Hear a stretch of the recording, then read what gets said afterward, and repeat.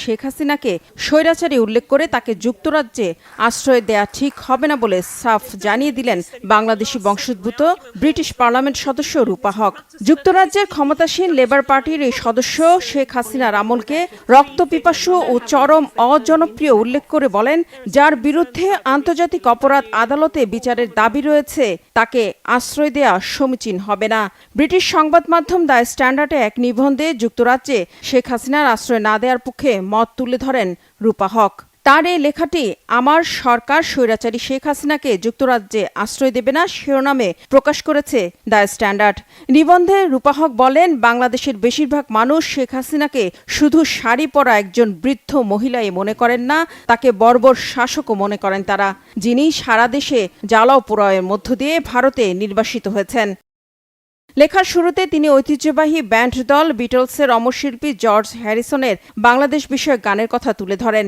রূপা হক লিখেছেন, বাংলাদেশ কতটা বিশৃঙ্খল ছিল তা নিয়ে গেয়েছিলেন জর্জ হ্যারিসন। গেল কয়েক সপ্তাহে তিনি আবার সঠিক প্রমাণিত হলেন। রূপা হক বলেন, সাদ্দাম হোসেনের ক্ষমতাচ্যুতির মতো ঘটনার প্রতিফলন দেখা গেছে এবারের আন্দোলনের পরেও জাতির পিতা ভাস্কর্য গুড়িয়ে দেওয়ার মধ্য দিয়ে। শেখ হাসিনা স্বাধীনতার পর সবচেয়ে বেশি সময় ধরে বাংলাদেশকে স্বৈরতান্ত্রিকভাবে শাসন করেছেন বলেও মত দেন রূপা হক। তিনি লেখেন, আন্দোলনের সময় ইন্টারনেট বিচ্ছিন্ন করে দেওয়া হয়েছিল যাতে পুরো বিশ্বের সাথে যোগাযোগ করতে না পারে বাংলাদেশের জনগণ। বলেন, গুলি করে শত শত মানুষকে হত্যা করেছে শেখ হাসিনা সরকারের আইনশৃঙ্খলা বাহিনী।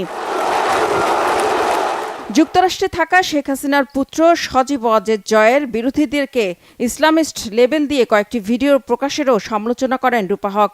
বিশ্লেষকরা বলছেন, ব্রিটিশ ক্ষমতাসীন দলের একজন এমপির এমন কঠোর মন্তব্যের পর শেখ হাসিনার যুক্তরাজ্যে আশ্রয় পাওয়ার সম্ভাবনা একেবারেই কমে এসেছে। তীব্র ছাত্র জনতার আন্দোলনের মুখে বাংলাদেশ থেকে ভারতে যাওয়ার পর এখনও সেখানেই আছেন তিনি।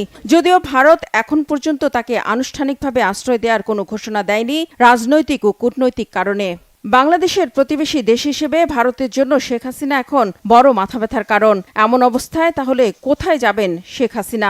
সাবেক এই প্রধানমন্ত্রীকে কি আদৌ কোনো দেশ আশ্রয় দেবে?